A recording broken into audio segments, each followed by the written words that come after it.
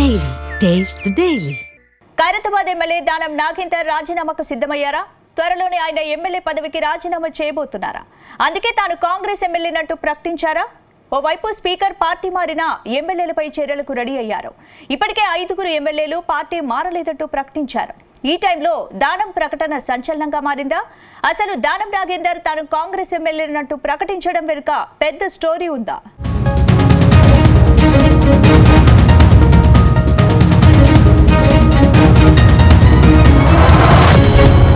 తెలంగాణలో ఎమ్మెల్యేల ఫిరాయింపుల వ్యవహారంపై ఉత్కంఠ కొనసాగుతోంది.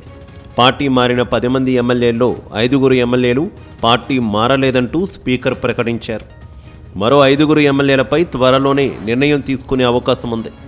ఈ 5 ఎమ్మెల్యేల్లో దానం నాగేందర్ కూడా ఒకరు. ఆయనపై స్పీకర్ తప్పకుండా వేటు వేస్తారని ప్రచారం సాగుతోంది. గత అసెంబ్లీ ఎన్నికల్లో కాంగ్రెస్ పార్టీ అధికారంలోకి రావడంతో దానం నాగేందర్ పార్టీ మారారు. ఆ తర్వాత సికింద్రాబాద్ నుంచి ఎంపీగా పోటీ చేశారు. కాంగ్రెస్ బీఫామ్పై పోటీకి దిగడంతో ఆయనపై వేటు ఖాయమనే చర్చ ఉంది. మిగతా ఎమ్మెల్యేలకు మాత్రం ఆ ఇబ్బంది లేదు. కానీ దానం విషయంలో మాత్రం స్పీకర్ తప్పక నిర్ణయం తీసుకునే అవకాశం ఉంది. ఈ నేపథ్యంలో దానం నాగేందర్ తాను కాంగ్రెస్ ఎమ్మెల్యేనంటూ ప్రకటించారు. దాంతో ఆయన ఉప ఎన్నికకు సిద్ధమయ్యారనే చర్చ జరుగుతోంది.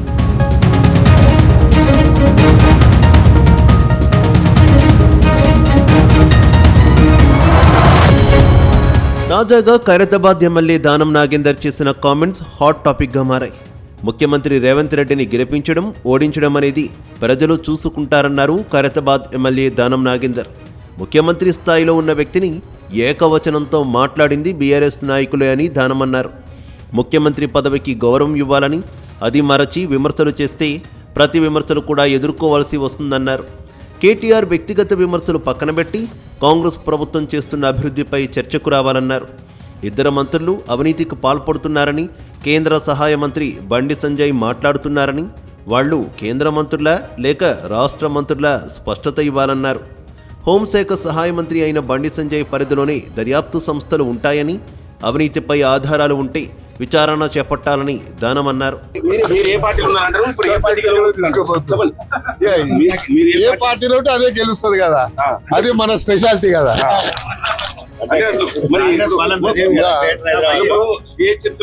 మీరే గెలవాలంటారు, ఏ పార్టీ గెలవాలి? పార్టీ పరంగా కాంగ్రెస్ గెలుస్తుంది కదా, ఇంకెవరు గెలుస్తుంది? వేరే పార్టీ గెలుస్తుందా? ముఖ్యమంత్రి గారు ఇంత బడ్జెట్ ఇచ్చి ఇన్ని అభివృద్ధి చేసిన తర్వాత మళ్ళీ ఏ పార్టీ గెలుస్తుందని నువ్వు తిరకాసు మాటలు ఎందుకు?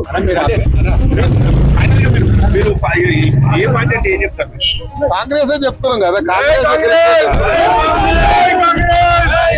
అంతకుముందు కూడా దానం ఇదే తరహా కామెంట్స్ చేశారు. రాష్ట్రంలో ఫిరాయింపు ఎమ్మెల్యేలు ఎవరు ఏ పార్టీలో ఉన్నారో తనకు తెలియదన్నారు. తాను మాత్రం కాంగ్రెస్ పార్టీలోనే ఉన్నట్టు స్పష్టం చేశారు. గ్రేటర్ హైదరాబాద్లో కాంగ్రెస్ పార్టీ జెండా ఎగరేస్తుందని ధీమా వ్యక్తం చేశారు.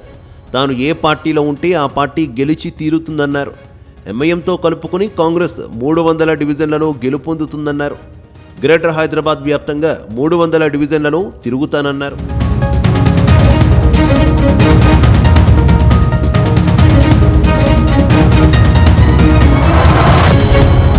ఇప్పుడు పదే రాజీనామా చేస్తానంటూ దానం నాగేందర్ ప్రకటన వెనుక పెద్ద ప్లానే ఉందన్న చర్చ జరుగుతోంది.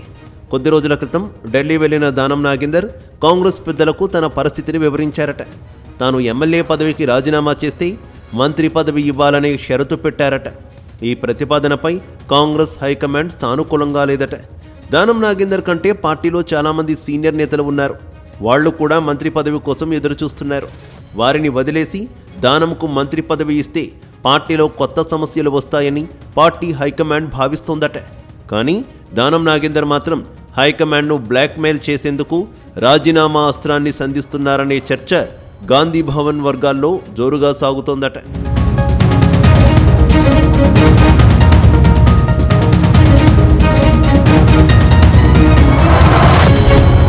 మొత్తం మీద దానం నాగేందర్ రాజీనామా చేస్తే మళ్లీ పోటీ చేయరనే టాక్ సైతం వినిపిస్తోంది. గతంలో ఒకసారి బైపోల్ కొని తెచ్చుకున్న దానం నాగేందర్ ఎన్నికల్లో ఓటమితో అడ్రస్ లేకుండా పోయారు. ఇప్పుడు సేమ్ సీన్ రిపీట్ అయితే తన పరిస్థితి ఏంటని లెక్కలు వేసుకుంటున్నారట. అందుకే తనకు ఎమ్మెల్సీ పదవి ఇచ్చి మంత్రిని చేస్తే టెన్షన్ లేకుండా మరో 3 ఏళ్లు ప్రభుత్వంలో కొనసాగవచ్చని భావిస్తున్నారట. మరోవైపు దానం నాగేందర్ రాజీనామా చేయకుండా స్పీకర్ అనర్హత వెటువేసే ఛాన్స్ ఉందని అంటున్నారు. అందుకే ఆయన రాజీనామాకు రెడీ అయ్యారని ప్రచారం సాగుతోంది.